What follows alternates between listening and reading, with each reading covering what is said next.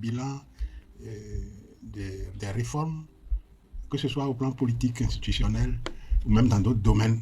Je ne pense pas qu'il y ait eu de réformes vraiment réussies sous le président Patrice Talon. Concentrons-nous sur les questions politiques et institutionnelles. Vous savez... Qu'est-ce qui a été fait sur ce plan? Oui, voilà. Vous savez, à la prise du pouvoir, le président Patrice Talon a essayé de faire réviser la Constitution qui a échoué à 2 reprises, avant de réussir en 2019. Dans le projet qui était présenté aux députés et qui a échoué, il était question, et même dans la campagne de 2016, il était question de réduire le pouvoir. Il trouvait que l'exécutif était surpuissant et qu'il fallait réduire cela. À l'arrivée, ça a échoué, mais à l'arrivée, qu'est-ce qui s'est passé? Le président Patrice Talon disposait de 83 députés sur 83 à la 8e mandature, et il a donc fait réviser la Constitution en 2019, vous le savez, mais cet aspect a été complètement retourné. Au contraire, la question de la surpuissance de l'exécutif a été renforcée. Par quoi? Par quelle disposition? Bon, il y a beaucoup de dispositions. Disons que, par exemple,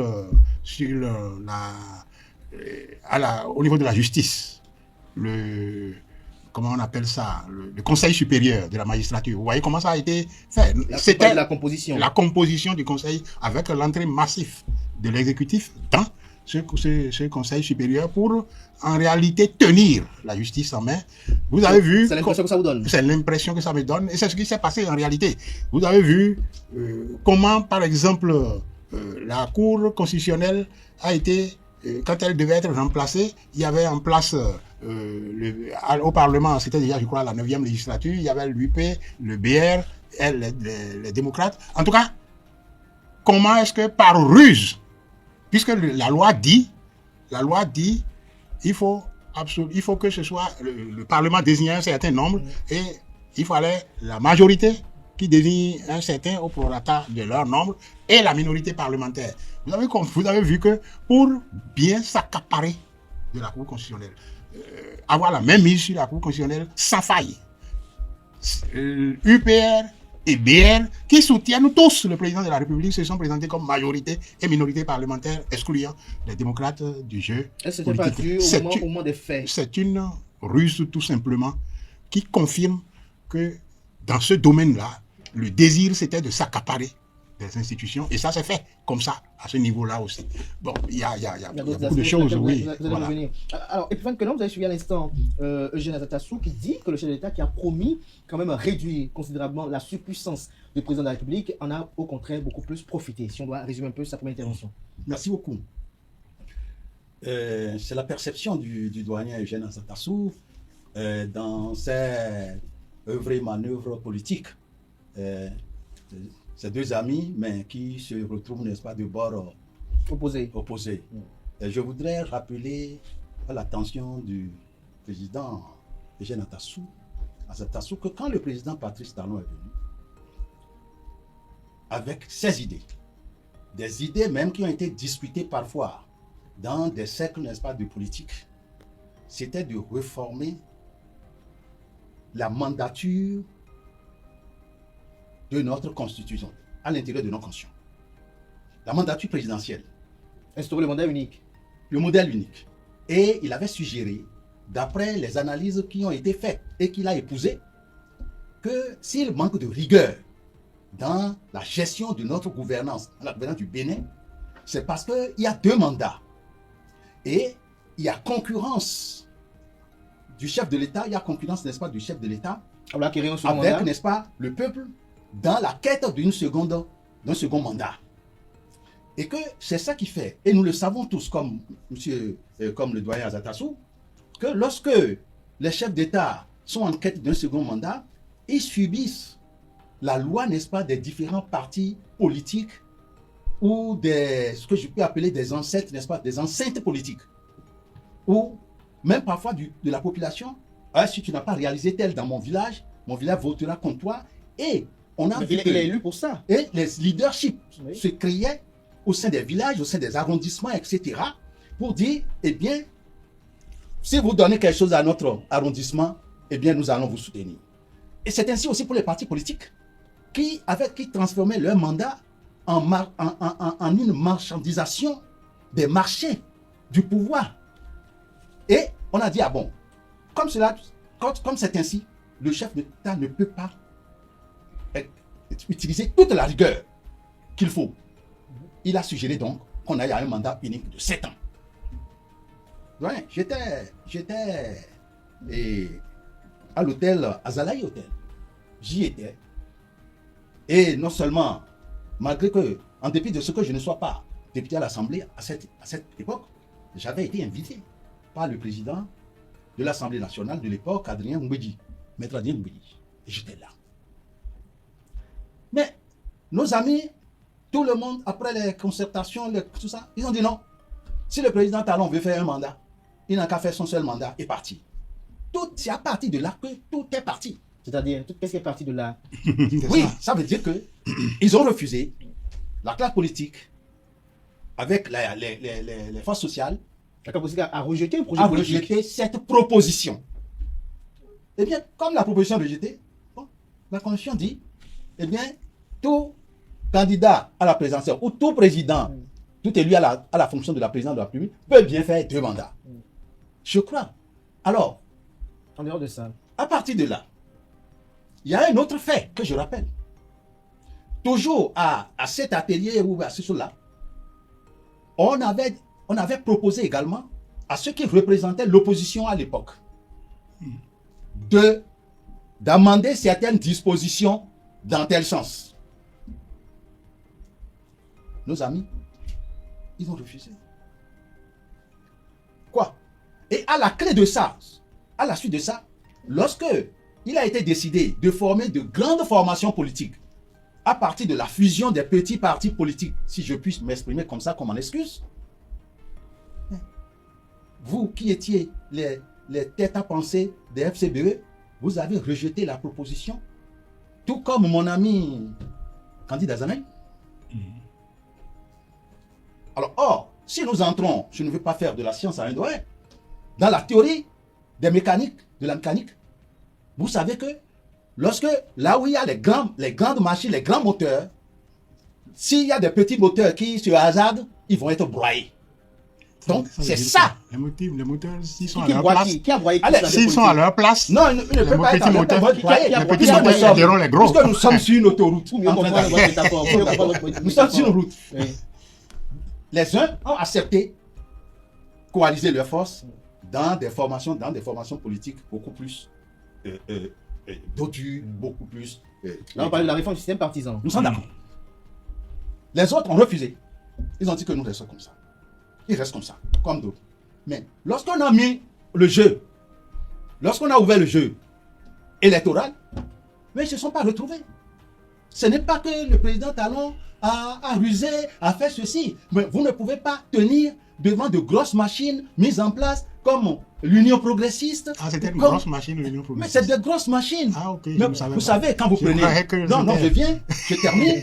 Oui. Je termine. Merci. Quand vous prenez des formations politiques comme le PSD, Oui, des formations politiques comme le MADEP, oui, des formations politiques comme la Renaissance du Bénin oui, et autres, oui. auxquels se sont joints des mouvements, même je prends le mien. Tout ce monde a été battu en 2006 à plate couture par quelqu'un qui est devenu aussi grosse que soit leur mécanisme. Ils Non, ont nous été sommes en train écrasés. déjà de parler Oui, bon, en d'accord. 2006. Non. En 2006, si vous appelez de 2006 ou bien 2016. Non, non, non, bon, Il parle de 2006 là. ça dit que c'est pour dire que c'était pas aussi gros que ça. Très longtemps sur la Alors là, réforme ça me fait partisan. plaisir parce que non, je parle de l'ensemble. Ah, Je ne d'accord. parle pas des partis individualisés Voilà. comme, n'est-ce pas, PSD, MADEP, RD, etc., Force Clé, tout ça. Mais moi, je suis dans le contexte de 2016. D'accord. Voilà. Alors Merci donc, beaucoup. Oui. mais si vous voulez que je revienne un peu, Non, non, non, non, c'est pas moi qui dirige le débat. je viens en 2011. Je reviens dans un instant, Epiphane Quelombe. Bon, moi, tout, je- tout à l'heure, Eugène Attasson avait parlé de la surpuissance du chef de l'État. On a souvenance qu'en 2017, il y avait eu quand même une promotion des visions constitutionnelles qui était quand même dans cette vision de réduire le pouvoir du chef de l'État, notamment Voilà. par rapport à la désignation, à la composition des choses. Voilà. Et ce projet avait été rejeté. Oui, parce que c'était habillé d'une certaine manière. On y avait déjà lu un peu de ruse. Et la preuve que c'était vrai et qu'on avait bien vu que c'était de la ruse, c'est que le chef de l'État a eu après 83 députés sur 83. N'oubliez pas ça. Non, mais ce n'est pas ce projet-là. Attention. S'il vous plaît. C'est le même chef de l'État qui a en principe la même vision. Comment est-ce qu'on peut estimer qu'on laisse une partie de la réforme parce qu'elle a été rejetée et on garde des parties qui quand même avaient été rejetées aussi? Elle a été rejetée, peut-être qu'il peut se dire que oui, mais pourquoi, la classe politique a jugé dans quel sens cette réforme. On garde certaines parties de cette réforme? C'est ça le problème. Non, ça veut dire qu'on n'était pas convaincu réellement et qu'on utilisait ça pour jouer. Bon, mais moi, je crois qu'il faut revenir au débat que vous avez introduit, la question des institutions, de leur fonctionnement. Et il a parlé de la question de la réforme du système partisan. Voyez. Ce à quoi on a abouti, alors que le chef de l'État voulait éviter ça et a proposé des réformes en 2017 et 2018 qui ont été rejetées, mais il a eu la latitude de le faire après, mais a gardé la situation telle qu'elle est, l'a renforcée. Ce à quoi on a abouti, c'est la même mise sur les institutions de la République. Comment? Je vais vous donner un exemple, tout simple. Les institutions ne jouent plus leur rôle comme elles devraient jouer. Je vais vous dire. On a eu des débats sur des lois. Je prends tout récemment, c'est factuel là, tout récemment, le code, notamment la question des parrainages. Il y a eu un débat récent sur est-ce qu'on s'auto-parraine? Est-ce qu'un député peut s'auto-parrainer et être candidat? Le débat a prévalu. Si les institutions pouvaient jouer réellement leur rôle, c'est au Parlement que l'éclaircissement devait venir. Mais c'est la Sénat qui a éclairé les députés sur le contenu et l'esprit de la loi. Ça veut dire que finalement, les députés ont voté une loi. Est-ce qu'il a été rapporté par vos députés? Non, c'est à la scène, on a tous assisté à la rencontre. Bon, on n'était pas là, oui, mais on a vu le rapportage de la rencontre des députés, c'est pas seulement les députés démocrates, de l'ensemble des députés avec la Sénat, où il a été précisé que non, dans la mesure où quelqu'un peut voter pour lui-même, que ça veut dire que quelqu'un peut s'auto-parrainer. Cet éclaircissement devait venir du Parlement qui a été porteur de la loi. Ça veut dire quoi? Ça veut dire que le député... Bon, et ce n'est pas la première fois. On a vu des députés voter une loi, l'adopter, et puis aller à la Sénat dire, bon, comment on applique ça? Vous comprenez? Ça veut dire qu'en réalité, les députés, les lois arrivent, et puis ils votent, et ils ne se connaissent pas. Qui envoie ces lois-là selon vous? Comment? Qui envoie ces lois-là selon vous? Si c'était eux-mêmes, ils en connaîtraient à la fois le contenu et l'esprit, et ils sauraient comment on applique, et parce que ce serait eux-mêmes qui auraient conçu, c'est pas eux. Voilà. Donc, c'est un exemple de mainmise sur les institutions. Voilà. Je m'inscris en faux contre ce que, avec beaucoup de courtoisie, contre ce que le doyen Jonathan Asatassou a dit. Et je voudrais dire d'abord que je n'ai pas mémoire que le doyen ait fait l'Assemblée. Non. Je n'ai pas fait l'Assemblée. Le rôle de l'Assemblée nationale, c'est de légiférer, de voter, de contrôler l'action du gouvernement, etc. Tout ça. Voilà. Je ne veux pas y aller. Voilà. Donc, celui qui légifère n'assure plus le contrôle en cas de crise.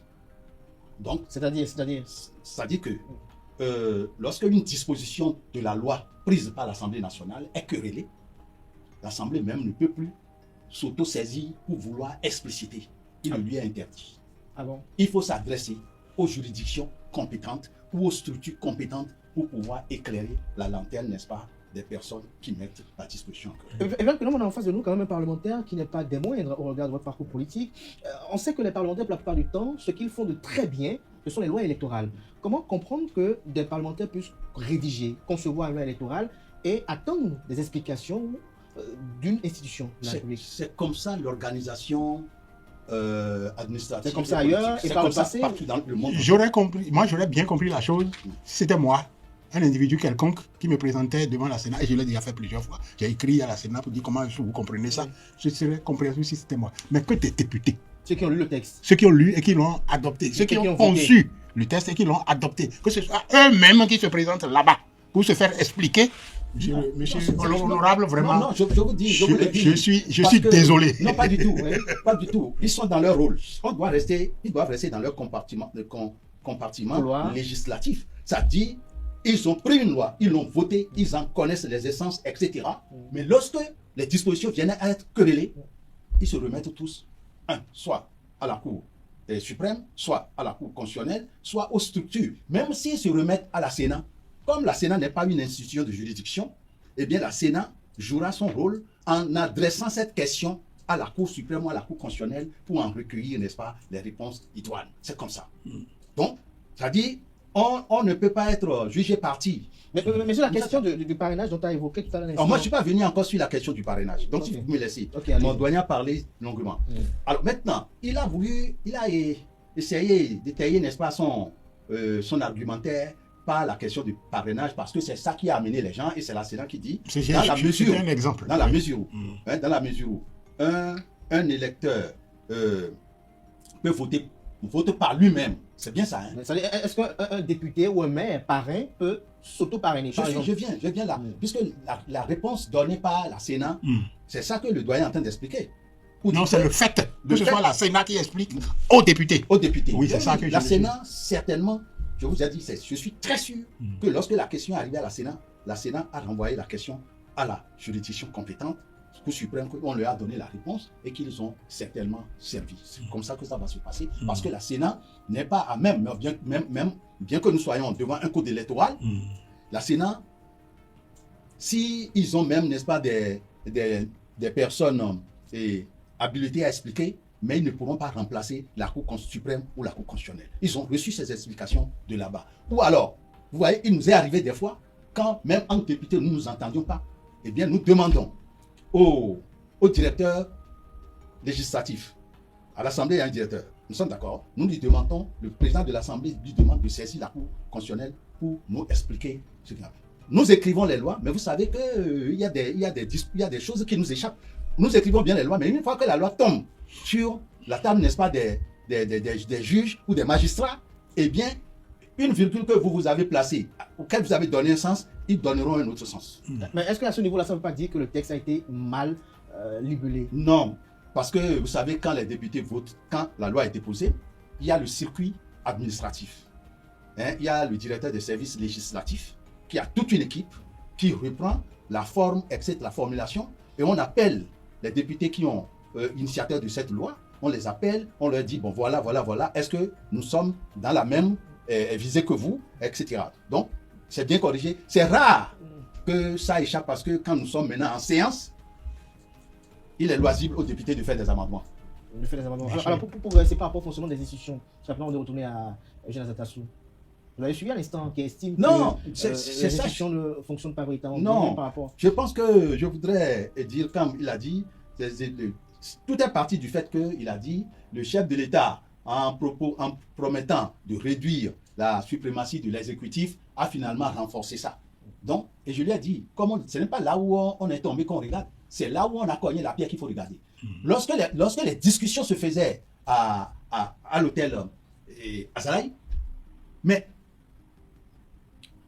qu'il plaise que je vous dise, on était un certain nombre qui étaient venus comme des personnes ressources Oui. pour conseiller les uns les autres. Je vous dis, nous avons conseillé les amis qui jouaient au rôle de l'opposition dans le temps de ne pas accepter les dispositions là telles que Libolé. Certaines dispositions.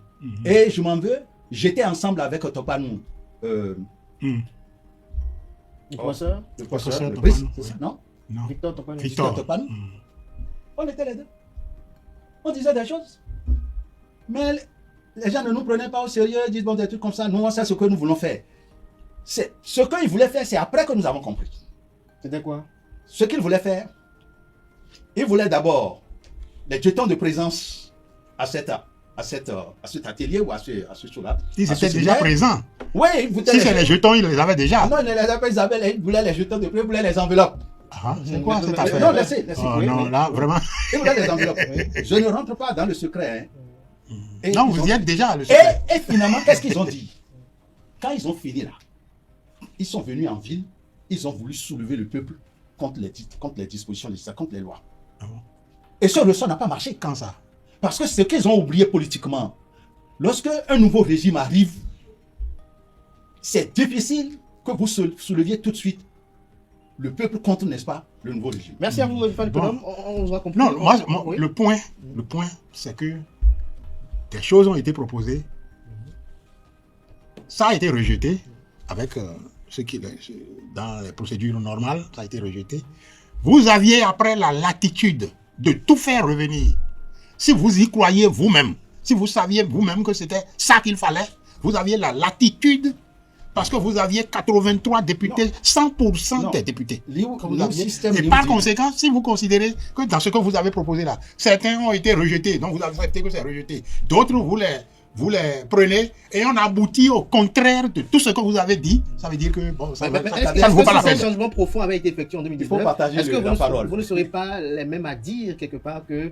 Ah mais on aurait pu... Mais je dis des choses depuis 2019 et personne n'en tient compte. Où est le problème? Si ils ont la latitude de faire et qu'ils n'ont pas fait, bon, et qu'ils ont conservé, ça veut dire que c'était leur conviction. Je voudrais dire à Kader que d'abord, tout régime qui arrive avec un programme d'action.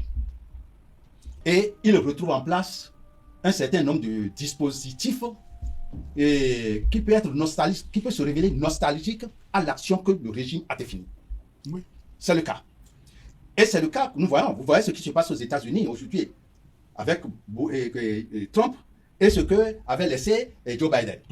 Donc, le régime qui vient doit se donner tous les moyens pour faire appliquer son programme d'action. Bon, vous aviez tous les moyens. À partir de ce moment, eh bien, nous sommes dans un jeu que vous voulez me bloquer et je ne pourrai pas dérouler mon action de gouvernement. Eh bien, vous avez tous les moyens. Et maintenant, je voulais dire que lorsque vous avez dit non, nous ne voulons pas de cette réforme, non, nous ne voulons pas de cette réforme, eh bien, vous voulez que le chef de l'État aille se coucher, n'est-ce pas, dans son divan? Non, monsieur Kader, je voudrais dire ensuite au doyen que quelque part, vous avez dit quelque chose de dit. Et je voudrais revenir rapidement là-dessus. Vous avez bloqué le régime, vous avez refusé, etc. Et non, lorsque on a un projet et qu'il y a des pans du projet qui sont rejetés, si je puisse m'exprimer, ils sont refusés, recusés, eh bien, cela ne vous amène pas à jeter tout le projet dans le panier. Parce que c'est ce que vous avez dit. Vous avez dit que on a refusé, mais ils sont revenus pour appliquer d'autres parties. Alors oui, mais je dois me donner les moyens. Ce que vous avez finalement appliqué, c'était votre conviction. Parce que vous avez tous les moyens. L'opposition nous a donné les moyens. Parce que si l'opposition avait joué, franchement, l'opposition nous a donné les moyens. Parce que si l'opposition... Oui, nous sommes en train de faire le point. C'est-à-dire que si l'opposition était restée dans une position de sagesse, nous avons refusé ceci, ça là. Nous ne voulons pas ça. Mais on peut faire ceci, on peut faire ça. Mais j'ai écouté des gens, je suis resté, je suis sorti de quelque part, de la Renaissance du Bénin, qui avait des positions. Et on faisait des débats à l'intérieur pour dire, mais pourquoi vous faites ça? Voilà. C'est des débats que nous avions fait. C'est parce que c'est le président Patrice Talon qui amène ça? Non. C'est des conclusions de discussion en caucus avec les politiques qui a généré le programme d'action du gouvernement, comment nous devons réformer le système politique, le système de gouvernance, le système, n'est-ce pas, de politique des finances, le système de politique budgétaire, pour pouvoir permettre au pays d'avancer. Donc, et c'est pour ça que le président Talon dit, il ne faudrait plus que l'État nomme, n'est-ce pas, les présidents d'institutions. Nous l'avions dit. Parce que lorsque c'est un président qui nomme les présidents d'institutions... C'était en 2017 que c'était proposé. Vous voyez. Donc, voilà, ça veut dire l'autre se soumet, l'autre est en position de soumission. Et vous avez vu dernièrement, je crois, dans un pays, si ce n'est pas à Madagascar, je peux bien me tromper, que le président de la République a relevé de ses fonctions le président de la Cour suprême. Bon, voilà. Or, ce qui ne doit jamais se faire. Bon, donc c'est ce que... je crois qu'il vaut mieux qu'on avance dans non, nous sommes en train d'avancer. Ce que je devais dire, moi, et il faut que les jeunes qui nous écoutent sachent ça. Quand vous êtes convaincu de quelque chose, il peut y avoir des gens qui peuvent vous mettre des bâtons dans les roues et vous empêcher. Mais dès que vous avez la latitude, mettez en place vos convictions. Et la nation vous en sera reconnaissant si elle voit que c'est juste après. Ce que le régime a fait à la révision de 2019, c'était sa conviction. Parce qu'ils avaient la latitude de tout faire. C'était sa conviction. On ne peut pas estimer qu'il ne faut pas mettre sur le dos de l'opposition d'alors les conséquences maintenant de cette réforme qui sont là devant nous. Non. Voilà, donc, c'est leur conviction et c'est sur ça qu'il faut les Vous prendre. avez rappelé tout à l'heure que vous étiez de la Renaissance du Bénin. Aujourd'hui, vous êtes à l'Union Progressiste et le Renouveau. C'est cette mutation, pour ne pas dire générée par le système partisan, qui vous a fait membre de l'Union Progressiste ou l'Union Progressiste et le Renouveau. Est-ce que aujourd'hui vous vous sentez à l'aise à travers le paysage politique qui a été dessiné par cette réforme-là? Non, la question n'est pas de se sentir à l'aise. La question est d'éviter à notre nation l'émiettement sans idéologie des forces politiques. Et vous savez que rien ne se construit dans la dispersion. La Renaissance du Bénin d'alors n'avait pas une idéologie? Mais ce que je dis, la Renaissance du Bénin était une forme. Saviez-vous combien de partis étaient représentés à l'Assemblée nationale? À l'Assemblée nationale, il n'y avait pas plus de 4 ou 5. Hein, non, 6. pas du tout. Pas en 2000, la référence que vous citiez. Mais à notre époque, Oui, il y c'est-à-dire avait à l'entrée, là, à 15 l'entame. à 17. Oui, mais ça, partis c'était le politiques. dépôt démarré, quand Nous le sommes PRPB d'accord. a été Mais tombé. Après, ça s'est Et assaini. nous-mêmes, nous regrettions. Nous, on regrettait cela. Même avant que, même jusqu'en 2015, là, il y avait suffisamment de partis politiques encore. Combien? Je crois, hein, 11, quelque chose qui était représenté Au Parlement? Non. Avec G13. Avec G13. Non, il y avait avec Vous parlez des des représentations à travers les coalitions, c'est Il y ça? a des coalitions, Non, il n'y ils avait ont pas pris- de coalitions. Il n'y avait pas 4. Doyen Zatassou, Il y comme vous avait n'étiez pas quelques là. coalitions qui étaient mis en place, non? Non. Il y a FCBE, il y avait RB, il y avait le PRD, il y avait le MADEP, il y avait le PSD, il y avait c'était 11. Bon, C'est de mon vivant, 11, j'étais là. d'accord. J'étais 11. membre du 11. Parlement. 11, ok. Nous sommes d'accord. 11. Et Mais chacun, quel était le gène? oui, ça gênait. En Parce quoi? que chaque parti, Ça chaque ça groupe, empêchait les chaque- débats parlementaires? chaque- Ça... Non, c'est pas ça. Toute chose a ses avantages et ses inconvénients. Et ça menait des débats interminables. Personnifiés, axés sur des intérêts et individuels ou régionaux, etc. Tout ça, et on ne bougeait pas. Mais est-ce qu'on a changé? Est-ce Le qu'on marché, a changé? non, le marché public, les marchés publics de l'État étaient négociés. Forcément que le gouvernement devait accepter pour pouvoir faire avancer ces dossiers au Parlement. Donc, Ça et- devrait négocier et- maintenant. et vous comprenez, non, vous comprenez que Oui. tout ça là, ça freinait l'élan de développement. Ça freinait l'élan de développement. Et c'est cela même que le peuple a dénoncé. Quand le peuple a appelé à la justice sociale, à un certain nombre de choses, et c'est ça qui alimentait la transhumance qu'on observait à l'Assemblée. Mais, M. Zatassou, je vous cause. Il y a pas Il de- est arrivé. Il n'y a pas de transhumance maintenant. Non, il est arrivé. Il y a des transhumances Ce n'est maintenant. pas à l'intérieur de l'Assemblée. Ah, bon. Vous êtes d'accord? Oui, mais quand Je même. vous Il y a compte des assemblées. qu'il est arrivé une fois Oui. où un député a démissionné conclure. 3 fois en 48 heures. Bon. Et ça, là, c'était pas le système par Non, c'est ça, la multiplication des partis. Merci, là-bas. merci Il n'y avait à pas vous. de conviction. Merci à vous, Epiphan Ok. Konom. On vous aura compris. Non. Eugène Azatassou, oui, sur Pour le suivre, la question question du partisan. système partisan, je pense que, vous voyez, au sortir de 1990, la conférence de 1990, il y avait une floraison, c'est vrai. Et on devait effectivement appuyer sur les mécanismes qu'il fallait pour que ça se regroupe. Et ça se regroupait. FCBE, dont j'ai été le coordinateur national, c'était plus de 83 partis qui étaient rassemblés là-dedans. Vous comprenez? Ça commençait à se regrouper. Il y a eu les G13, il y a eu, après, avec le Téléco, Union pour le Bénin du futur, les UB, ça commençait à se regrouper. Mais venir d'un coup et dire, bon, tac, tac, tac, toi tu te mets là, toi tu te mets là, toi tu te mets là, ça ne se gère pas comme ça. Et la preuve, C'est comme ça a été fait? c'est comme ça que ça a été fait. C'est-à-dire, toi, tu es là, toi, tu es là, et puis ça s'appelle républicain, ça s'appelle progressiste. Il a parlé tout à l'heure d'idéologie, on peut revenir là-dessus. Ça s'appelle républicain, ça s'appelle progressiste, et puis tac, tac, tac, ça ne se règle au gré de la volonté du chef. Parce que c'est de ça. L'autre nous a fait le point de comment ça s'est passé. Entre eux, en concertation, comment on allait dire au chef, comment on craignait que le chef prenne comme ceci, et comment est-ce que la réforme, une réforme institutionnelle ne se produit pas de cette manière. Et la preuve, c'est que c'est un échec. La preuve de l'échec, c'est que bon, l'UDBN est entré dans BR, et puis c'est ressorti sans dissolution, intact. Bon, ça ressort. La preuve, c'est que le R de UP, R est en train de s'échapper là, il faut aller le rattraper. S'échapper comment? Bon, le R est en train de trembler et on se demande si c'est collé au PUP ou si c'est déjà sorti. Bon, mais il faut aller le rattraper. Ce n'est pas ça une réforme institutionnelle. Merci. Vous Il faut partager le temps. Vous voulez de réagir? Non, non, mais La réforme Oui. institutionnelle, effectivement, il faut avoir pour axe les intérêts du pays. la multitude des partis, ce n'est pas un problème en soi. C'est quoi? C'est la multitude des idées, ça. Normalement, ça devrait être la multitude des idées. Mais il faut agir. Est-ce que vous, à l'époque, vous n'étiez pas une véritable pagaille? Oui, c'est vrai que... Qu'a déploré mais ce que j'ai dit, c'est qu'au sortir de la conférence, il y a une un marchandage politique. Oui, c'est pas impossible, ça. Mais ça là ne se règle pas de cette manière. Et ça commençait à se régler puisque les acteurs ont commencé à percevoir qu'il faut se mettre dans des ensembles. C'est ça qu'il faut accompagner. C'est ça là qu'il faut accompagner. Mais ce n'est pas de faire comme ça a été fait là. Et qui n'a rien donné comme résultat. Bon, il y a maintenant 4 partis à la... Il y a 4 partis à la... Il y a 4 partis maintenant à la mouvance. Bon. La dernière fois, je vais vous donner un exemple.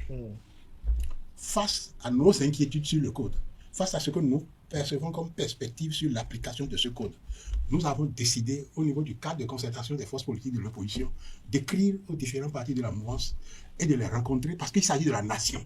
Nous voulions partager nos inquiétudes par rapport aux partis de la mouvance sur ces questions-là pour dire il faut qu'on fasse quelque chose. Il faut qu'on ait une attitude par rapport à ces perspectives que nous sentions.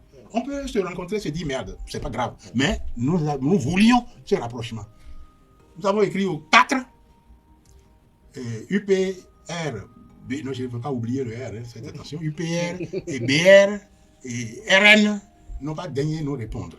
Moël a répondu pour dire, je les remercie au passage, hein, je profite de votre antenne pour les remercier, de votre plateau pour les remercier, mais c'est pour nous dire, qu'est-ce que vous voulez qu'on dise?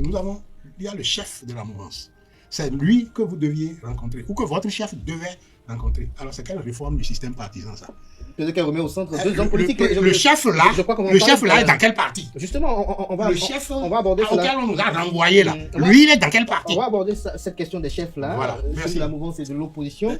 Oui, je prends rapidement pour dire que la dynamique sociale, telle que le doyen est en train de le décrire, lorsque il n'y a pas des facteurs des facteurs de contrainte, la dynamique sociale n'évolue pas. Vrai que les forces étaient dans une dynamique de regroupement. Mais à l'entendre à l'instant, si vous permettez, est-ce que lors de cette conception de ces partis politiques-là, est-ce qu'on vous a dit vous allez à gauche, vous allez à droite? Non, je viens là-dessus. Voilà. Donc, dans cette dynamique, il ne me dira pas ça. Hein, il ne dira pas ça ici. Hein. Dans cette dynamique, il dira ça où? On a créé beaucoup de Alliance pour la démocratie, a été créée à l'Assemblée. Et ensuite, nous avons créé les groupes Ouloguédé, etc. Tout ça là, c'était déjà les rapprochements des idées. Voilà. Parce que quand nous avons fait une évaluation, on a vu que les idéologies, il n'y avait pas d'idéologie tellement affirmée et que les divergences étaient sur des questions d'intérêt. Donc, c'est pour ça qu'il s'est créé Alliance pour la nouvelle démocratie, il s'est créé le groupe Ouloguédé, etc. Tout ça, et qui nous a conduit finalement vers la création de l'Union fait la nation face à la FCBU. Voilà. C'est ça. Oui. Donc, c'était une dynamique qui était en marche. Voilà. Mais telle que... Et elle n'est pas intervenue par force de quelqu'un. Non. Voilà. Elle n'est pas intervenue par force de quelqu'un, mais vous avez vu que les querelles d'intérêt se sont vite repris. Imploser le groupe, c'est ça? Imploser le groupe. Le PAD est sorti, la RB est sortie, et puis, que sais-je encore, le groupe de Zinsou, du président, du fait de fin président Zinsou, est sorti, et il n'était resté à l'intérieur de l'Union fait la nation que PSD et MADEP, et qui totalisait autour de 5 ou 7 députés à l'Assemblée. Mais est-ce qu'aujourd'hui, avec la réforme, les querelles de groupe ont disparu? Je crois que cette analyse qui a été faite ici, comme ailleurs, où les hommes politiques se sont rencontrés, ont discuté, eh bien, nous a amené à dire, il faut comme le Nigeria, il faut comme d'autres pays, comme les États-Unis, etc., il faut donc trouver des facteurs contraignants pour que les gens, nous acceptions de rester ensemble. Vous savez, la mentalité béninoise est très individualiste. Et c'est ce que nous recevons, nous voyons sur le terrain. Chacun veut créer son échoppe, chacun veut créer sa boutique. Si vous faites la rue ici maintenant, vous allez voir combien de mécaniciens garagistes vous allez trouver. Et il est seul dans son garage, ou il est 2, il est 3. Donc, et c'est ça qui a fait échouer beaucoup de choses. Et quand vous voyez sous le président Kérékou, on avait mis le crédit agricole en place. Et vous avez vu, au lieu que les gens se regroupent et fassent des prêts, etc., ils n'ont pas fait comme ça a échoué. Donc, les Béninois sont réfractaires au regroupement. C'est pourquoi il fallait un facteur incitant. Et incitant coercitif. Incitant ou coercitif? Incitant, coercitif aussi. Comment la coercition Nous sommes d'accord. Donc, la coercition, ce n'est pas les dispositions de la loi. Lorsque la mise en place de la superstructure, il faut donc mettre des mesures de coercition pour contraindre les hommes à évoluer vers quelque chose. Le Nigeria l'a fait. D'autres pays l'ont fait. Donc nous avons dit, le président Talon a dit, bon, écoutez, il faut forcer la main aux hommes politiques, aux acteurs politiques qui ne font pas transparaître trop de divergences dans leur conception politique, de pouvoir rester ensemble. Et, cher doyen, oui. j'ai quitté la Renaissance du Bénin au dernier moment sur divergence de gestion avec mon frère Liadi Soglo. Oui. Et je suis allé créer en 2014 le Rassemblement pour la démocratie et la République. Personne ne m'a forcé d'aller à l'UPR. Personne. J'ai fait le débat au sein du parti. Les renaissances qui, après ma sortie, se sont également éclatées, toujours pour les mêmes raisons, personne ne les a forcés d'aller à l'UPR. Et je vous dis quelque chose. Si on m'avait forcé d'aller à l'Union progressiste, le renouveau, depuis 2019, où j'y suis, et que je n'ai eu aucune affectation de rôle ou de choses là, ou de fonction. Ah bon? Si on m'avait forcé, je serais parti. Ah oui, c'est ma volonté qui est partie, parce que l'idéologie qui est prônée dans l'Union progressiste, le renouveau, cadre avec, n'est-ce pas, ma vision. Votre vision. Mais que dites-vous de ceux qui pensent que la plupart des acteurs politiques, vous y êtes actuellement en attendant soit la désignation du candidat de la mouvance présidentielle ou l'après Patrice Talon pour effectuer contribuer à ou susciter une reconfiguration. Notre regroupement. Non, je pense que c'est ça qui se dessine. C'est ça qui se dessine. Là, je pense, je voudrais dire à mon ami Abdelkader que il semble que la rue a trop d'influence sur toi. Non, du tout pas. Il ne faut pas que la rue c'est pas la rue. sur toi. C'est pas la rue. Ce que je pense, c'est ceci. Les acteurs politiques le pensent Nous aussi. ne voulons plus de la pagaille. Vous savez... Est-ce que la pagaille a définitivement cessé ou elle a pris une pause? Non, vous savez, c'est un fait social. Est-ce qu'elle a définitivement cessé ou elle est en pause? C'est pourquoi je vous dis que c'est un fait social. Les faits sociaux ne disparaissent pas comme ça parce que les gens sont nostalgiques au passé. Vous voyez maintenant. Donc, et comme vous le dites, je vais vous donner un exemple. Gros. Le président Soglo a perdu les élections en 2001, je crois. 96. En 1986, pourquoi? Parce que les nostalgiques du passé de Kérékou se sont réorganisés. Il était bon, Kérékou. On avait beaucoup d'argent, on gagnait beaucoup. Et ils se sont réorganisés et ont utilisé tous les moyens pour défaire le président Soglo. J'ai donné cet exemple pour dire tout simplement que les hommes sont réfractaires et ils sont nostalgiques du passé. Donc, il faut, pour que les choses avancent, il faut encore un peu plus de force et de vigueur. Il faut serrer les hommes. Il faut les amener, oui. Les serrer comment? Non, ce n'est pas les attacher. C'est pas les attacher. Mais comment on va les serrer? Quand vous les serrez et quand vous n'avez plus la possibilité de le faire, quel va être le résultat?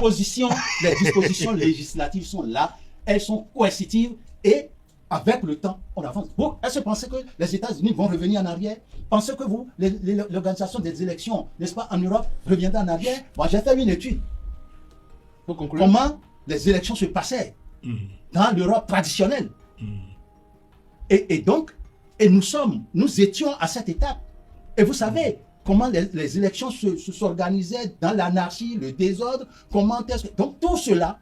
Ici, là, les élections s'organisaient dans l'anarchie, le désordre. Ici? Je ne vous ai pas dit. En Europe, c'est ça? Pas ici, hein? Pas ici. Ah bon, d'accord. J'étais à la Sénat, je suis membre de la Sénat. Ah voilà, je suis félicitations, resté monsieur. membre de la Sénat. Et vous savez, il y a des défis à chaque élection. Mais depuis 2019, parce que sachez tout le désordre est revenu, malheureusement. Non, le désordre n'est pas revenu. Sachez tout simplement que les hommes aiment profiter de certaines situations de désordre. Mais merci à vous, Ephraim Kenom. Alors, non, ça dit que... Vous l'avez dit tout à l'heure. Oui, allez-y d'abord. Moi, je pense que il a dit les dynamiques, il faut forcer et tout ça. Il faut bien comprendre la dynamique et savoir dans quel sens ça va et quelles sont les mesures qu'on prend pour... Ce n'est pas coercition, comme ça, brut. Non, c'est accompagnement pour aller vraiment dans la direction. Et ça, bon, chacun peut voir ça à l'aune de ses conceptions. Et c'est de ça qu'il s'agit, les conceptions. Moi, je pense que la réforme du système partisan tel qu'elle a été mise en œuvre apparaît comme une grosse rigolade.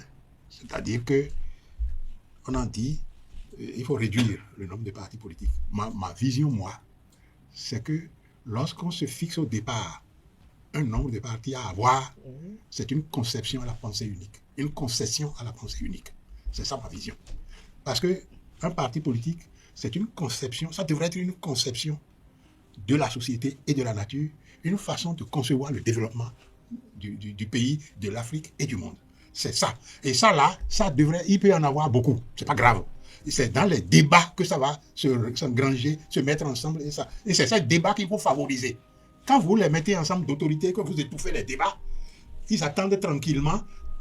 Tant que vous avez encore la manne, tant que c'est vous qui distribuez les postes, tant que c'est vous qui distribuez les prébendes, tant que c'est vous qui avez le pouvoir, ils attendent sagement. Ils attendent sagement. Selon les créatures de la situation. Et dès que vous n'avez plus ça, vous ne les reconnaissez plus. La preuve, c'est que le R est en train de courir. Là. Le doyen Azatassou en sait quelque chose. Je sais quelque chose. Ça, c'est les conséquences de la dynamique. Vous savez, prenons le Bénin du futur. C'est ça, hein? L'UBF, l'Union pour le Bénin du futur. L'Union pour le Bénin du futur. Après le président Kérékou, ça a volé en éclat. Oui, mais ça s'est malgré que il n'ait forcé personne à rentrer dans l'Union pour le Bénin du futur. Vous savez aussi bien que l'Union fait la nation aussi. Personne n'a forcé quelqu'un à aller dans l'Union fait la nation. Ça a volé en éclat. Vous savez également que les FCBE, vous en avez été dépossédés. Vous voyez maintenant. Et ça, ça volé.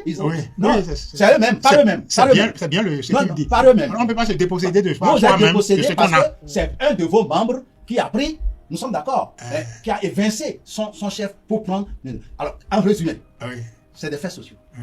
C'est des faits sociaux, exactement. C'est comment on gère ça. Mais qu'est-ce qui traduit qu'aujourd'hui, après Patrice Talon, l'Union progressiste, le renouveau, le bloc républicain vont suivre? Tu as soulevé une question et je finis de répondre d'abord. Donc, c'est des faits sociaux. Oui. Et les faits sociaux, n'oubliez pas cette question. Ça se regarde, ça s'analyse et ça se gère.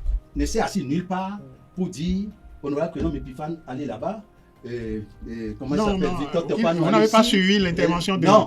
Qui a fait l'exposé sur comment ça s'est fait au début? Mais il a dit des contre-vérités. Ah bon, d'accord, très bien. Bon, alors maintenant, qu'est-ce qui est la vérité? Parce que moi, j'étais au début de ça. Bon, allez vous concerter, dites-nous la vérité maintenant. On savait là où on se trouvait. L'idée est venue, nous l'avons mûrie, nous l'avons triturée, nous en avons mesuré la portée, les conséquences, et nous nous dit, bon, nous sommes partis pour dire, d'accord, ok. Il y a eu à la formation de la mise en place de l'Union progressiste. Il n'y avait pas encore le renouveau. Il y avait au moins 70, près d'une centaine de partis politiques et auxquels se sont ajoutés des mouvements. Nous sommes d'accord. Bon, personne n'a forcé quelqu'un. Vous n'avez pas vu? Mais mon ami, mon cher ami, mon cher frère, même pas mon ami, mon cher frère, Candide Azanaï, il a dit non. On lui a dit, je ne viens pas. Il m'a appelé. Il dit que non, viens, on va faire autre chose. Il a dit non. Restons ici. Voilà. Une petite digression, que pensez-vous de son activisme politique actuel? Que pensez-vous de son activisme politique actuel? Non, je reviens sur ta question que tu as laissée. Est-ce que quelque part, vous n'escrivez pas habilement des questions? Non, pas du tout. La question que tu as posée tout à l'heure, je reviens là-dessus. Oui, que pensez-vous de l'activisme politique actuel de Candide Azanaï? Parce que c'est votre frère. C'est mon frère. Oui. Et je dis ici, je ne cache pas, on se voit tout le temps. Nous sommes aujourd'hui le 20. On s'est appelé le 21, 22. On s'est appelé au début du mois. On s'est vu dans le mois de juillet. On parle. Sa position politique n'est pas la mienne. Nous sommes d'accord. Mais on n'est pas pour autant des ennemis, des adversaires. Il y a peut-être des questions sur lesquelles on s'entend. Mais moi, je ne suis pas dans une résistance. Non, je ne suis pas dans une résistance. Vous êtes dans la progression. Nous sommes d'accord. Moi, je suis dans la progression. Je comprends bien. Vous êtes dans la progression. Et répondez à cette question-là que vous avez également esquivée tout à l'heure. Est-ce que l'Union progressiste, le renouveau et le bloc républicain pourront survivre à ce que vous allez rappeler tout à l'heure, à ce qu'a subi l'UPR et le FCBE? Très bien. Pourquoi? Si ce n'est que des volontés. Qu'est-ce qui est fait aujourd'hui au niveau de l'UPR et l'UBR qui diffèrent? Nous sommes dans une dynamique. Nous sommes dans une dynamique. Laquelle? Et cette dynamique-là, c'est de rétrécir l'échiquier politique à des formations politiques responsables et républicains. Est-ce que les acteurs politiques sont approbateurs de cette dynamique-là? Bien sûr. Est-ce que tous sont approbateurs? Mais écoute, même dans une famille, il y a toujours, n'est-ce pas, parfois des enfants égarés. Égaré. Quels sont les enfants qui sont égarés? Il va y répondre tout à l'heure. Eugène Adatassou. Moi, je vais à la pêche des enfants égarés. Eugène Adatassou, tout à l'heure, vous avez rappelé quand même l'échange de courrier entre vous et le président de Moël Bénin, Jacques Kayadi, qui, selon ce que vous venez de dire tout à l'heure, vous a renvoyé à vous référer au chef de la mouvance présidentielle, Oui. et que votre chef puisse échanger avec ce chef de la mouvance présidentielle-là. Certains observateurs de la vie politique estiment que cette réforme du système partisan a mis au premier devant de la scène politique deux acteurs, Boni Yahi, leader de l'opposition, et Patrice Talon, leader de la mouvance présidentielle. Est-ce que pour vous, cette réforme-là, ainsi conçue, va être rythmée, même après 2026, par ces deux acteurs? Non, je ne... Souvent, quand on dit ces deux acteurs, c'est peut-être deux acteurs de fait. Un ancien président et un président en exercice, c'est des gens en vue. Mais ce n'est pas ça qui est le problème du Bénin. C'est pas... Ces deux acteurs-là ne sont pas les problèmes du Bénin actuel. Ce qui est le problème du Bénin aujourd'hui, c'est la gouvernance du pouvoir de la rupture. C'est ça qui est le problème. Le président Boni Yahi, bon, il est un ancien, il est notre leader, c'est vrai, il est le président de notre parti, mais ce n'est pas de lui qu'il s'agit aujourd'hui. Ce n'est pas de lui qu'il s'agit aujourd'hui. C'est parce que la gouvernance qui est en place est celle qu'elle est. Que bon, tout s'est mis en... Si ce n'était pas une gouvernance de cette forme-là, bon, il n'y aurait aucun problème. On est dans l'opposition, on est dans la mouvement, et puis on discute. C'est ça qui fait qu'il y a cette bipolarisation. Ceux qui le disent, nous allons vers les élections générales de 2026. Oui. La mouvance contre l'opposition vont s'affronter dans les urnes, Oui. et le peuple va choisir soit pour le candidat de la mouvance présidentielle ou pour les candidats de l'opposition. Oui. Et donc, de facto, là, si l'opposition triomphe par hasard, le mouvement de devient l'opposant de demain. Et vice-versa. Si ça dépend. Moi, j'ai tends la main à mon ami que homme pour venir travailler avec nous. Venir travailler avec vous. Pourquoi vous ne voulez pas aller travailler avec eux? La gouvernance qui est faite là ne me permet pas d'aller travailler avec eux. Mais nous aurons une gouvernance telle que... Mais 2026 peut être une autre gouvernance. Pourquoi vous ne le Ce sera une gouvernance telle que moi, je perçois pour le développement du Bénin. Une gouvernance axée sur l'homme. C'est-à-dire une gouvernance telle que c'est l'homme qui fait le développement et le développement est fait pour l'homme. L'homme qui défait ou fait le développement? L'homme qui fait. Merci. C'est l'homme qui développe un pays, c'est les hommes qui développent un pays et le développement d'un pays est fait pour l'homme. Le développement d'un pays ne s'oppose pas à l'homme, n'est pas contraire à l'homme. J'en profite pour vous donner, j'ai déjà dit ailleurs, mais je vais dire aussi sur votre plateau, le président de la République a dit clairement sa conception du développement. À chaque fois, il dit clairement. Et c'est pour ça qu'il est intéressant. Et c'est pour ça qu'on sent que c'est une conviction à lui. Que le développement doit se faire comme ça. Comme il le dit, là, forcé. Il faut... Bon, non. Le développement... Il a dit, quand il a rencontré la jeunesse, il a opposé... Cette question oppose l'homme au développement. C'est-à-dire, il dit, quand vous avez votre entreprise, l'homme... Qu'est-ce que vous préférez? Le développement de l'entreprise ou le développement de l'homme qui travaille ou le bien-être de l'homme qui travaille dans l'entreprise. Il faut que l'entreprise aussi vive, il faut que l'homme y travaille. Il faut que l'entreprise et l'homme qui y travaille, c'est ça. Mais il y a une chose fondamentale qu'il faut savoir et c'est à ça que le capitalisme est arrivé aujourd'hui. L'homme qui travaille dans l'entreprise, s'il n'est pas à un niveau donné, il ne se donne pas pour l'entreprise. C'est-à-dire que le développement de l'homme ne s'oppose pas au développement de l'entreprise. Ça se marie, ça se met ensemble. Et ça, c'est à ça qu'on doit arriver pour permettre effectivement le développement humain intégral. Je voudrais noter qu'on ne doit pas rater de traiter au fond, de traiter à fond, n'est-ce pas, le thème central de notre discussion. Voilà. Vous avez parlé de bilan, controverse du système. Si je veux partir de ce qu'a dit le doyen, et ça, vous savez que c'est une querelle d'école, où chez les sociologues, on note quand même, on dit, certains estiment que, eh bien, c'est le social qui fait l'économie. Parce que c'est les hommes qui vont travailler pour pouvoir relever l'économie. Et une autre école dit, non, c'est l'économie qui fait le social. Ça dit, et là j'emprunte ce mot au président, qui est tellement cher au président passé, la prospérité partagée. Donc vous savez que pour qu'il y ait prospérité partagée, il faut bien donc qu'on ait réalisé l'économie, que la nation soit économiquement forte, que la nation soit riche pour qu'on aille partager. Or, dans le cas d'espèce, c'est là où les deux régimes s'oppose. Vous savez que sous le temps de l'ancien régime, les individus qui étaient riches et qui pavanaient dans les rues, qui exhibaient sans se cacher leur richesse. Et vous savez, et que on a dû aller déterrer des caisses d'argent dans des champs, etc. Je ne veux plus rien dire. Donc les individus étaient tellement puissants et qu'ils pouvaient aller prendre l'argent. Ils avaient fait des trous sur les caisses, tout autour des caisses de l'État, et l'État était pauvre. Un État pauvre, comment peut-il distribuer? Quand le président disait la prospérité partagée, c'est ce concept qui n'est pas réalisé qui a fait échouer.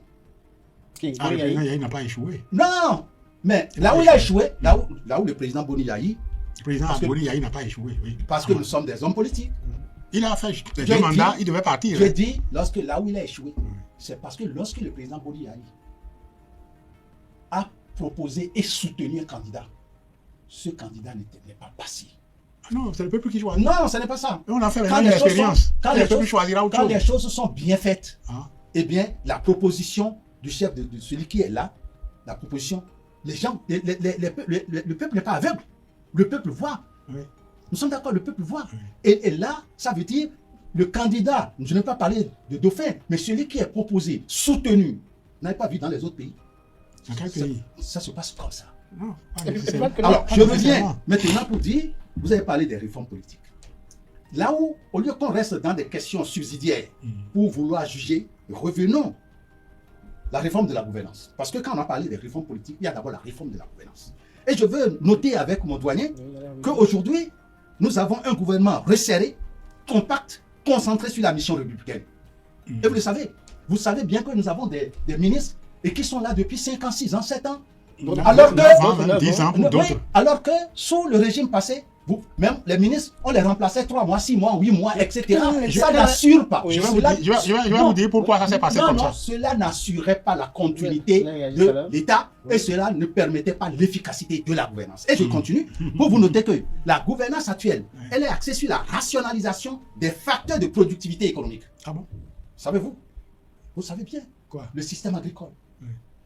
Quand le régime devait partir, eh bien, la production de coton était à quel niveau? Oh. Et je rappelle à votre mémoire encore, et les incendies, n'est-ce pas, sur, n'est-ce pas, les sites, n'est-ce pas, cotonniers, ou dans les usines, Ah, c'est ou le sur les gouvernement- voies. C'est le gouvernement qui mettait les incendies. Pas le gouvernement, Ah, c'est ah. la légèreté de la gouvernance qui Ah oui. faisait ça. Avant de progresser, Et je viens avant de progresser, également- avant de progresser, je finis avant de d'abord. progresser. C'est-à-dire que le président de la République devait Vous avez- s'asseoir vous avez- devant vous avez chaque tas de noté- coton. Mais non, ne dites pas ça. Alors, Mais comment il va faire? Le Comment il va président dire- actuel, le président actuel ne s'assied pas devant. Bon. Mais ça veut dire le choix des structures chargées du contrôle et du suivi, évaluation sont rigoureusement choisies. Et c'est pourquoi ici, il y a une efficacité. Alors, Dans aussi bien la gestion du temps. Je ne vous apprends pas. Je sais que vous savez ça. Parlons de l'efficacité de la gouvernance. Il faut que Bien. vous êtes un acteur politique. Oui. Est-ce que vous ne trouvez pas qu'il y a une anomalie dans le fait que reste au poste de ministre une personne pendant 9 ans, pendant qu'il y a des acteurs politiques aussi peut-être qualifiés qui militent pour la même gouvernance, défendent le gouvernement sur le terrain, défendent le gouvernement devant les populations, mais qui n'ont rien. Il y en a dans les partis politiques qui le disent, même s'ils ne le disent pas haut. Il y en a qui le disent, qui ont soutenu pendant 9 ans. J'ai compris, Kader. Kader, je te vois très, très malicieux. C'est pas de la malice.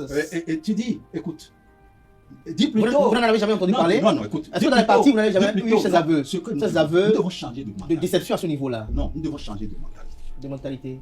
Tu vois, le président Talon voulait opposer un modèle de gouvernance à ce qu'on a vécu, que d'aucuns ont qualifié de gouvernement ventilateur. C'est pas moi qui le dis. Ça veut dire qu'il y a des aînés qui ont fait leur analyse et qui ont trouvé que la gouvernance sous le régime des Dauphins, c'était de la ventilation. On dispersait les énergies. Et je vous rappelle, si vous l'avez oublié, qu'il y avait un ministre qui allait danser sur les tas de coton avec le coton en main, des touffes de coton en main, alors que la production était en baisse. Vous le souvenez? Vous vous souvenez? Alors, si vous me faites l'amitié. Et donc aujourd'hui, quand on fait Alors, l'avant, ce n'est pas la même chose. Aujourd'hui, le Bénin est devenu le premier producteur de coton, le premier en ci, nous le sommes premier en d'accord. ça. On est tellement. Ça veut dire pas la rigueur, pas l'efficacité, pas la planification, pas le choix des structures de contrôle et de suivi et évaluation. Et comme l'a dit le chef de l'État, il disait que mais c'est le même programme. Mais si lui il a réussi, c'est parce que il a eu la rigueur, il a réussi, et c'est ce qu'il apprenait aux jeunes Mitokwe la dernière fois, comme vous l'avez suivi comme moi. Merci. Bon, non, je pense qu'il y a un point sur lequel on se rejoint, c'est que sous la gouvernance de Boni Yayi, à partir de 2011-2012, il y a eu un crash avec l'homme d'affaires Patrice Talon. Et la télécommande s'est installée à Paris. Et c'est depuis 2006 que ça noyautait toute la gouvernance, à tel point que... Mais ça ne dérangeait pas en 2006. Non, ça dérangeait, mais il fallait cerner.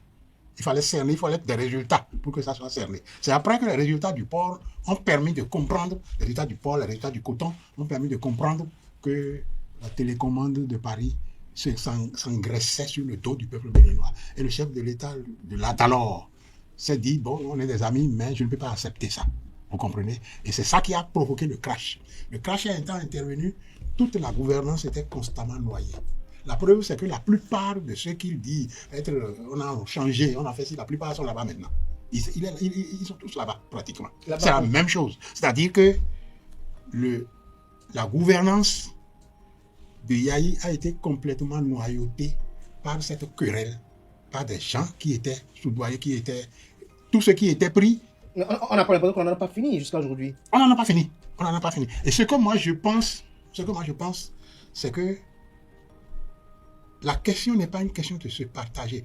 C'est ce noyautage qui a fait que les changements ont été aussi fréquents.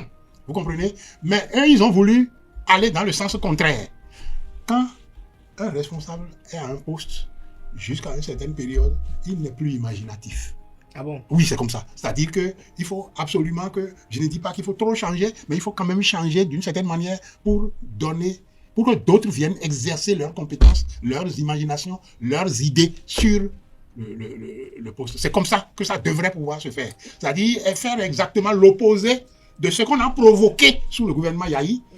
Je ne trouve pas que ce soit une bonne idée. Et maintenant, il dit... il dit que ça veut dire que non, c'est quand ceux-là vont partir qu'on va découvrir tout ce qui se passait là.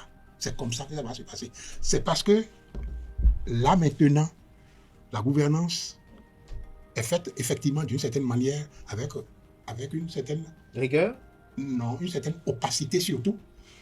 Est-ce que je préfère compacité? Une certaine opacité. Non. Je n'ai pas dit compacité, j'ai dit opacité. C'est pas du tout juste. Mais le ministre Akpona, il n'est pas LD.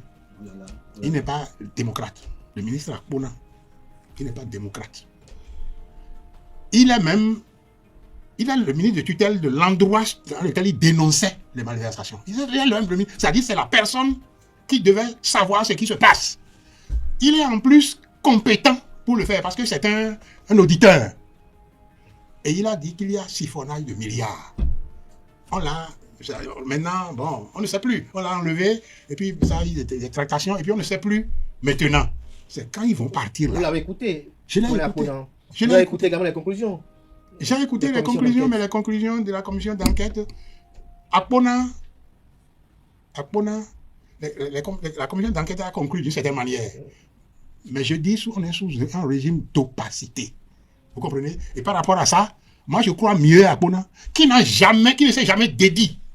Il n'a jamais dit, non, ce que j'ai dit là, c'est faux. Il n'a jamais dit ça. Il a dit, bon, je m'excuse d'avoir dit ça comme ça. Ce n'est pas comme ça que je devais le dire, etc., etc. Vous comprenez? Donc, quand ceux-là vont partir en 2026, et Inch'Allah, ils partiront en 2026, quand ceux-là vont partir en 2026, nous allons voir ce que nous allons voir. Donc, vous ne voyez pas une gestion rigoureuse des affaires d'État? Non, merci beaucoup. Je pense qu'une gestion plutôt opaque, et dans la nuit, tout grenouille et grenouille. Je prends le doyen dans cette dernière phrase. Le rêve est permis. Bon. Le rêve est permis, vous imaginez que ceux-là vont partir, etc. Ça, j'imagine, c'est clair, ce c'est ce qui va se passer. Aujourd'hui, ce que Talon a fait et veut nous amène à comprendre, c'est les partis politiques qui doivent gouverner. C'est les partis politiques qui doivent désigner. Mais est-ce que vous n'avez pas constaté, en voulant utiliser le mot clash, que ça a créé au sein des FCBE, lorsque le chef de votre parti, le chef de votre parti Oui. a laissé les candidats internes pour aller prendre un candidat extérieur. Qui vous a dit qu'elle est extérieure, cette dame? Qui vous a dit ça? Quoi? Qui vous a dit que cette dame est candidat extérieur à... C'était pas une dame, je parle beaucoup plus. Vous parlez de 2016. 2016. Ah, j'étais président de la commission. Oui, c'est ça, d'accord. J'étais président de la commission. Oui. Non, je sais ce qui s'est passé. Vous ne savez pas. Non. N'en parlez pas. Non, vous savez, mais j'en sais aussi parce que j'étais un acteur dynamique, je savais un peu. Non, Donc, non, en allant acteur choisir- dynamique, si vous ne regardez pas ce qui se passe en notre sein, vous ne Non. pouvez pas savoir. Donc, Ne ce que parlez je- pas de ça. Ce que je vais donner comme exemple, Oui. c'était de vous faire comprendre que lorsque on est parti chercher, prendre un candidat qui n'était pas membre des FCBE, qui n'était pas des acteurs en vue, ça a donné ce que ça a donné. Je sais ce qui s'est passé, vous ne savez rien. Non, donc, Vous n'en savez rien. C'est une conclusion trop légère, ça. Non, il n'y a pas de problème. Oui. Maintenant, vous êtes en train de dire c'est une gouvernance pour une gestion opaque. Oui. C'est opaque. Les institutions prévues par la superstructure, prévues dans la superstructure pour contrôler la gestion du gouvernement, eh bien, c'est l'Assemblée nationale. Au-delà de ça, il y a les structures sociales. Il y a les structures sociales, les partis politiques d'opposition qui peuvent faire des amendements, qui peuvent faire des propositions. C'est ça, de participer à la construction des idées et des programmes. Donc, moi, je voudrais vous dire que le régime, il n'y a aucune opacité. Il y a eu des redditions de comptes qui ne se faisaient même pas sous le régime passé. Il y a des redditions de comptes qui ont été conduites par les membres du gouvernement, de commune en commune, etc. Et même le président qui nous a dit que les LD auront les parrainages, c'est parce que c'est lui qui distribue. Non, mais C'est ça, la reddition de comptes. vous avez les redditions de comptes, vous avez vos parrainages parce que vous avez le nombre de députés qu'il vous faut. Non, je ne parle pas de D'accord. maintenant, je parle Bon, de avant 2021. maintenant, et là où encore cette gouvernance est étanche par rapport au régime passé, c'est que cette gouvernance apporte des réponses adéquates et durables aux besoins, n'est-ce pas, des citoyens. Ah bon? Ah oui, Ah, ça, il faut le dire. la requête de justice sociale. Vous savez, les concours de recrutement avant, ça se passait comment? Vous n'étiez pas à l'Assemblée, je suis à l'Assemblée. Là, comme je vous reviens aussi sur cette question, je peux vous dire comment ça se faisait. Ça se partageait, monsieur Azata. Vous en avez reçu? Dites que c'est... Vous en avez été bénéficiaire par le passé? Monsieur Kader, Faites l'aveu. dites que c'est honorable Epiphane Quenon qui l'a dit. Oui, mais Et de toute je façon, l'assume, vous ne parce que je risquez peux apporter des vous ne preuves. risquez rien. Vous avez C'est pu quand on par le parle des passé. autres que... Vous savez- Est-ce que vous Si avez moi déjà je dis passé la position des si gens? moi je dis ce que je dois dire, Vous maintenant, allez- je risque. Eh bien, vous allez... Et cette justice sociale, aujourd'hui, vous avez vu qu'il y a des gens qui étaient payés avec les contribuables, n'est-ce pas, du citoyen, et qui se mettaient en grève 9 mois sur 12. Et les gens n'allaient pas à C'est la l'école. télécommande de Paris qui faisait ça. Non, pas du tout. Ah si. Ne mettez pas ça sur... Ah si, non, tout le ne monde sait mettez pas ça. Tout le monde sait ça. Je connais mieux. Je connais mieux. Dites pas ça. Tout le monde sait ça. La télécommande n'est pas descendue que comme vous appelez télécommande. Et appelez, je ne sais pas le nom. Oui. Ce que vous appelez télécommande, c'est le président. Enfin, c'était l'homme d'affaires, Patrice Talon, Oui. devenu président. Oui. Et une seule personne peut mettre en déroute et un pays. Avec beaucoup Bon, d'argent, et oui. et je vais Avec vous dire, beaucoup d'argent. Et moi, c'est un problème. Et si cela s'est passé, qu'il faut résoudre si cela s'est dans la passé, gouvernance si de cela notre s'est pays. passé, je vois les journalistes vous dire tout à l'heure. Eh bien, vous savez dire, c'est lui qui positionnait les gens autour de Yahi, que la gouvernance de Yahi Boni, etc. La question Si, de j'avais la dit ça. réforme du système partisan. Eh bien, et quand vous êtes venu là, que c'est le président qui positionnait les gens, il a été influencé comment? Quoi? Il a été influencé. Qu'est-ce qui a influencé le président, le président du régime passé pour que l'homme d'affaires ou bien pour que le président Talon, actuellement président, ait tellement d'influence pour pouvoir positionner les gens dans son environnement? Voilà. Je peux répondre à ça. Oui, allez-y. Il y a une J'ai question l'impression. essentielle que la conférence nationale ne pouvait pas résoudre, n'a pas résolu. Le pouvoir de l'argent politique. Le pouvoir de l'argent politique. Est-ce que ça n'a pas été résolu un peu avec la réforme du système partisan? Non, ça n'a pas été résolu, ça n'a pas été du tout résolu. Maintenant, il y a une question importante qu'il a abordée et sur laquelle je voudrais revenir. C'est la question c'est les partis qui désignent, c'est les partis qui donnent des candidats.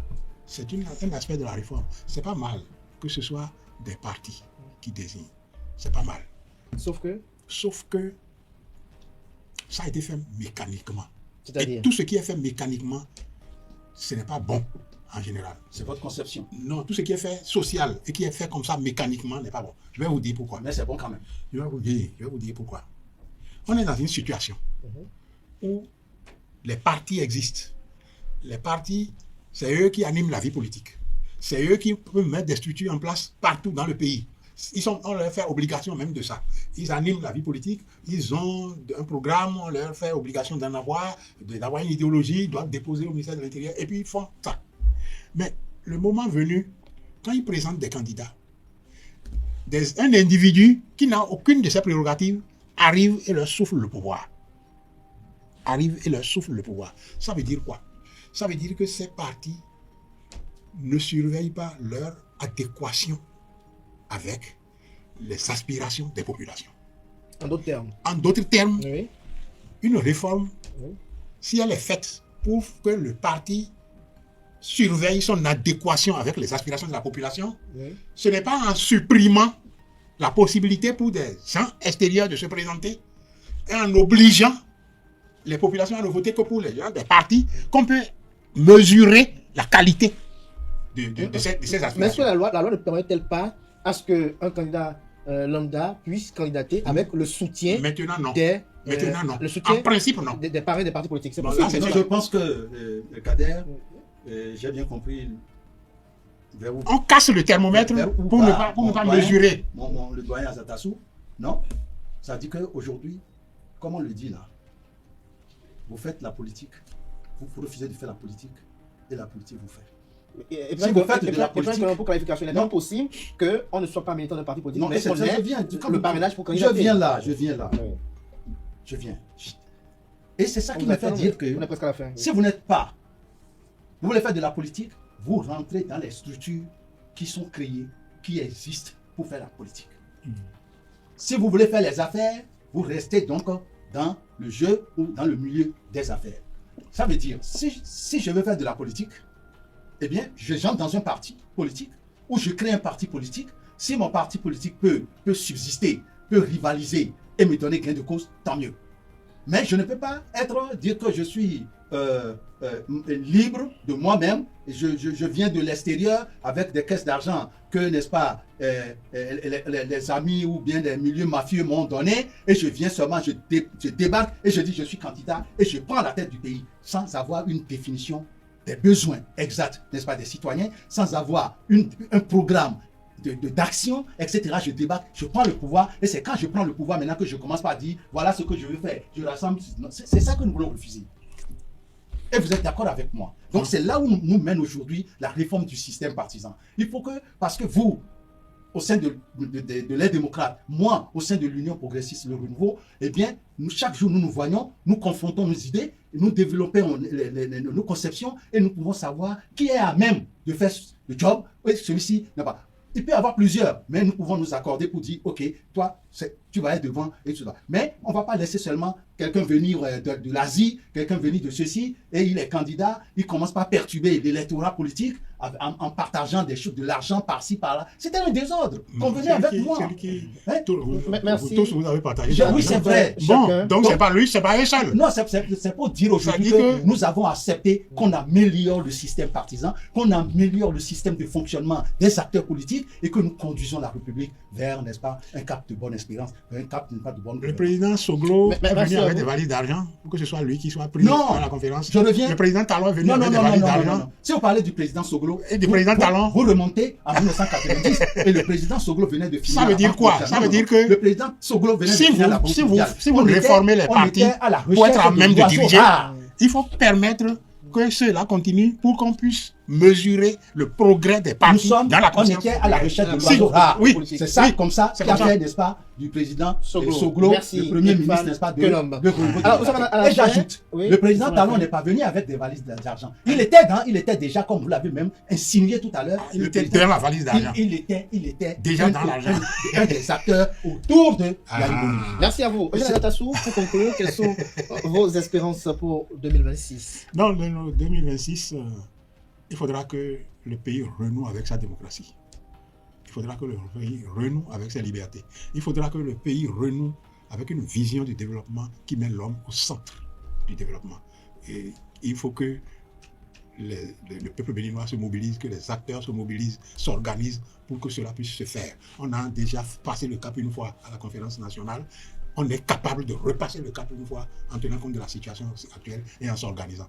Restaurer la démocratie, restaurer les libertés, et puis finalement, ça va nous permettre de rebondir dans le développement. De rebondir dans le développement. Merci oui, beaucoup. que c'est la même question Je voudrais dire que nous n'allons pas toujours aller à un éternel recommencement. Que nous ne soyons pas hantés ou nostalgiques, n'est-ce pas, de la conférence nationale. Je pense que les nations se développent devant nous.